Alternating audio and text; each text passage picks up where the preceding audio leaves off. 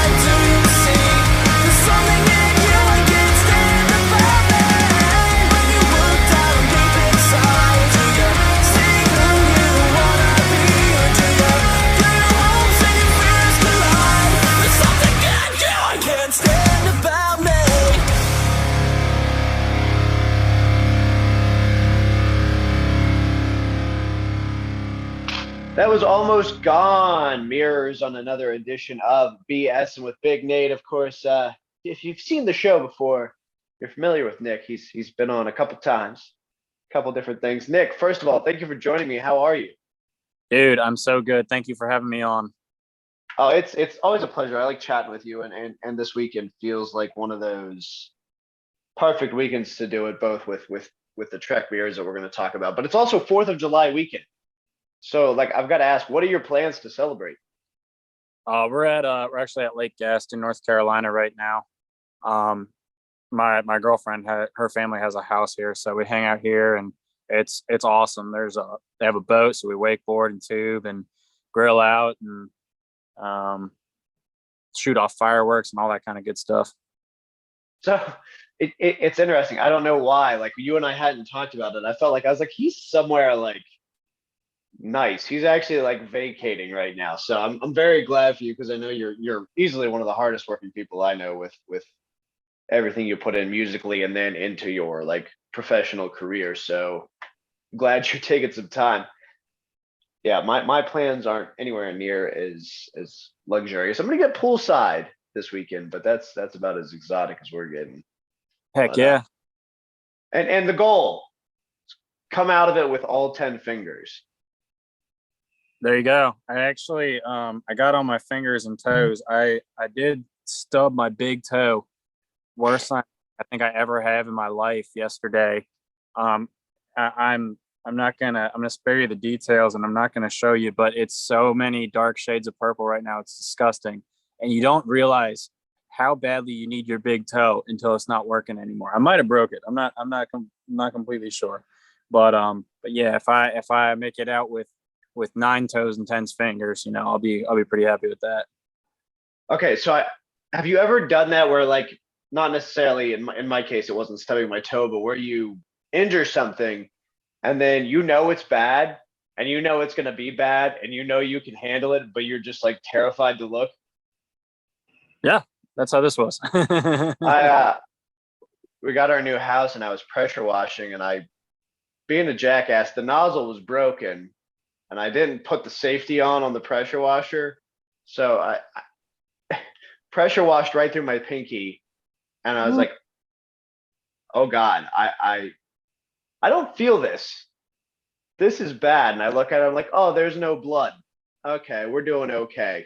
But I had gone like right down through in the joint. Ooh, Thankfully, didn't lose anything. And but immediately, like, I went back to pressure wash because it's like, okay, it's not that bad. And blood just starts going. I'm like, oh, fuck. yeah, My wife's probably like, you're messed gonna up. lose your finger.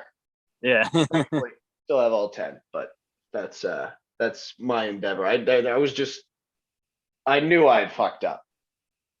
It's just one of those moments. So I want to talk about there's a lot of things going on with you musically right now. What's going on with Almost Gone? Yeah, so we just released a new track called Mirror. I don't know if you had a chance to listen to it yet.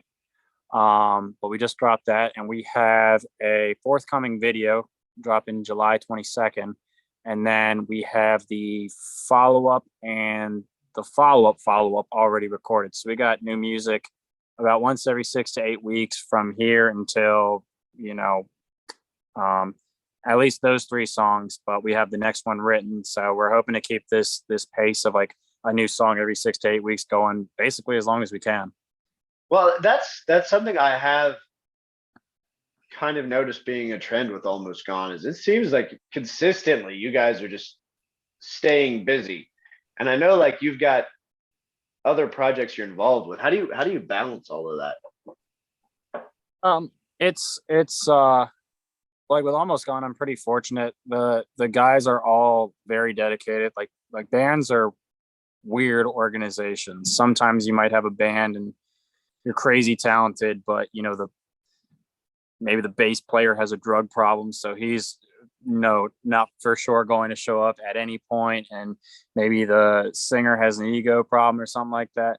And there's none of that with Almost Gone. Like we like to have a good time and all, but there's no like dysfunctional people at all. So like we're really fortunate. Whenever we say we're gonna like meet somewhere and practice, we do, and everybody's there like 15 minutes early, which is extraordinarily rare for bands. When we're gonna record, it's always like, oh, we're recording this date with this guy at this time. Everybody's always there. Everybody already knows their parts. Like we work with some producers that are like, wow, this is like impressive. You guys all showed up on time and none of you hate each other. That's so common in bands, unfortunately, where the members just can't really get along and they can't, click creatively. And musicians aren't always the most time conscientious people. So like with Almost Gone, we're able to accomplish a lot because of that. It's not, a lot of bands are like, one person's basically it's their solo project, and then there's some other people that also get to claim that they're in the band, and that's not how Almost Gone is. And the other thing is I just like doing a lot of different stuff. Like I love the pop punk sound. I like other kinds of stuff too. So it's not like a chore for me to do other projects as well. Like it's exciting. It's fun to me. You kind of said something there that I, I guess I never really considered until you kind of pointed it out. But the sound, the vibe of Almost Gone is very different from what I know about you guys as people, because you're very, to me, pop punk's kind of more of a casual, not necessarily happy-go-lucky is the right word, but it's much more aloof. And you guys are all very organized and put together, and it does seem like that's kind of the recipe, I think. Yeah, I think maybe. I also think our like lyrically our content maybe is a little bit on the serious side, which Yeah. I mean, for better or for worse, some people like that. Some people are like, dude, chill. But yeah, I guess so. I don't know. I guess that's our recipe. We're for I guess functional functional human beings, whereas sometimes that's a good thing and sometimes not so much in the world of music.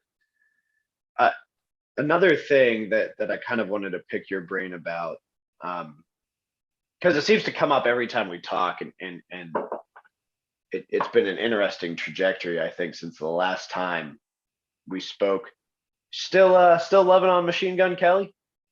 Yeah, dude, I'm a big fan. I know he's like the most polarizing guy in rock, but um I don't know. As a guy, it's like people will be like, "Oh, well, he said this, he said that." It's like, man, I never liked him for the guy he is. I don't know what kind of guy he is. I've never met him, but as far as the music, like I love Tickets to My Downfall. I love Mainstream Sellout. When Mainstream Sellout came out, we were playing Almost Gone was playing a show in Arlington, Virginia, which is like 3 hours from where I live. So it would drop that day. So I listened to that album like on repeat on the way there, played the show. And I was coming back at like 4 in the morning, still listening to it on repeat, trying to figure out like which songs I like the most. So yeah, I'm a big fan. I think he's extremely innovative, which I think rock really needs that. I don't remember 808 beats being popular in rock music before he was doing it. I'm sure somebody was. I think like XXX Tentacion was doing like rock-ish rap songs. I think Lil Peep was, but nobody really made it like a mainstream force like Machine Gun Kelly has. And so yeah, I mean, I'm excited about what he comes up with next. No, I think it's intriguing to me that he is so polarizing, because I liked Machine Gun Kelly back in the, the rap days, and I've grown older as a person, but watching him kind of mature and reinvent himself, I think has been a hell of a lot of fun, and I'm very excited to see what he does next. There's now a documentary that's been released about him called Life is Pink. I haven't seen it yet, but it's definitely on my I gotta watch this list. But it drives me nuts, and I like that you're kind of similarly aligned with me on that, because it's refreshing. Because things get so stale, and it's so easy because everyone gets so hyper focused on having, their big single and getting those streaming numbers up and all that. And I think he's really just making the music he wants to make, and I think you guys do that as well. Now, if you along the way find something that's really accessible to a large group of people, then you've really kind of made your mark, and you're not going to sit there and wallow as a one-hit wonder. Yeah, I try with our writing, like with Machine Gun Kelly, and the like there's like this wave of artists kind of in his wake doing something similar, kind of the pop punk rap beat, kind of music, which I love that stuff. I love like Trippie Redd is doing something like that right now, which I think is awesome. There's a guy named John Harvey, he's really good. Lil Aaron, Lil Lotus. If you haven't heard of these guys, you should definitely check them out. I mean, I find myself, I'm very guilty of like taking my influences and then I've come up with some music that sounds like it could be from 2003. And I love music from 2003, but I really am trying to push like my writing to be unique. So like, for example, in Mirror, there's kind of like a rap verse in there. And if you hear it, like I'm screaming it. And then when I was in the studio, I also like rapped it over top. So it's like this rap scream thing. And, Attila was doing that 5 years ago, the band Attila. But I don't know anybody who's doing that in pop punk. And like I'm trying to take stuff like that, these like different influences I like. Like I love the hip hop stuff. I like the metalcore, like Attila. I like the pop punk. Like how can I mix this into something that is unique and like other people will also enjoy? So that's kind of the direction I'm kind of trying to push things. The latest song, this is my problem when I talk with you. I'm always so excited about the song I just wrote, which won't come out till probably December of this year. But there's a rap verse on there that I'm going to get a guy who's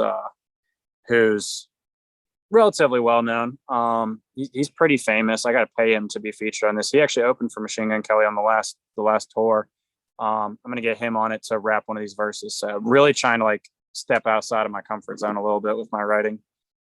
Well, I think it shows, and I didn't honestly, I know exactly what you're talking about, Mirror, and I didn't realize like that was all your voice. It comes across so well, and I really love what you've done with it. So very, very excited. Now, obviously we're looking at singles, every 6 to 8 weeks. And you just wrote something and it's coming out in December. So you've got, kind of the legs to go and you're ready.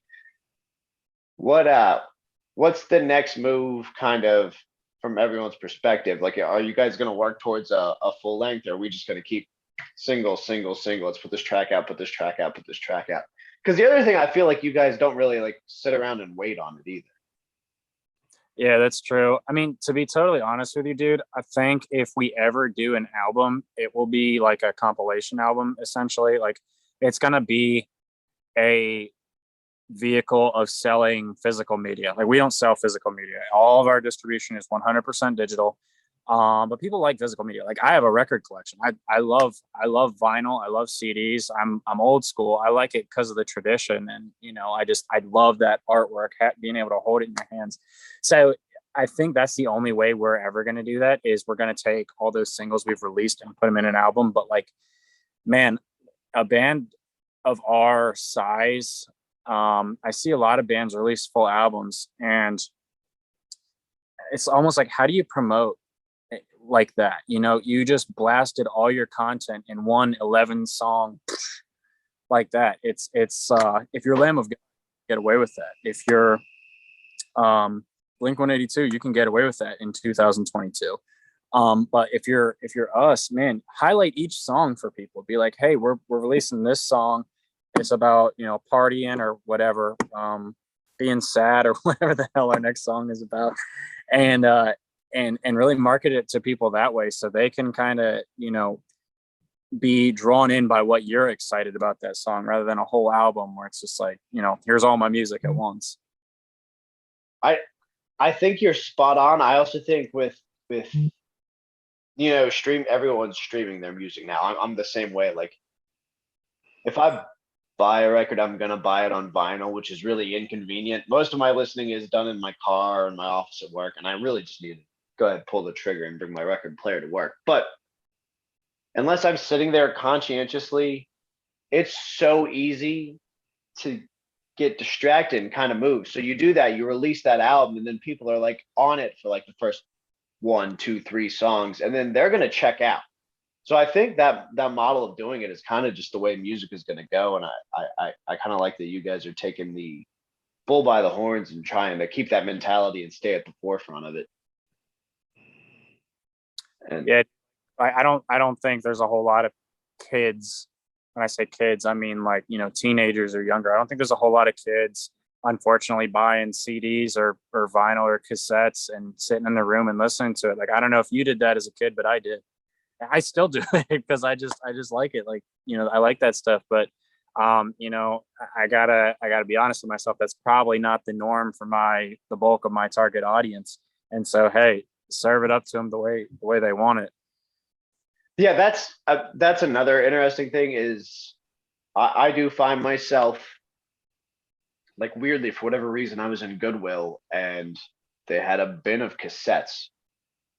I found so many damn great albums that like I had when I was a kid that were cassettes, because that was my first method was, you had a Walkman and you'd sit there and listen to those cassettes.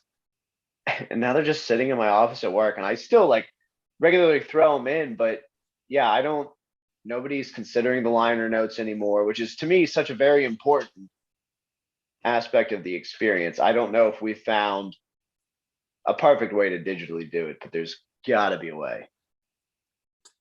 Yeah, I think I agree with you. I think it's so exciting. Like when you get a record, and then especially vinyl, and you see the back, because when you're looking at something on Spotify, you get just that little square, the album artwork. But I love, you can see the back, and sometimes the band members, pictures or whatever are on there, and then you open it up and you can read the lyrics as you listen to it. I think that stuff is so exciting.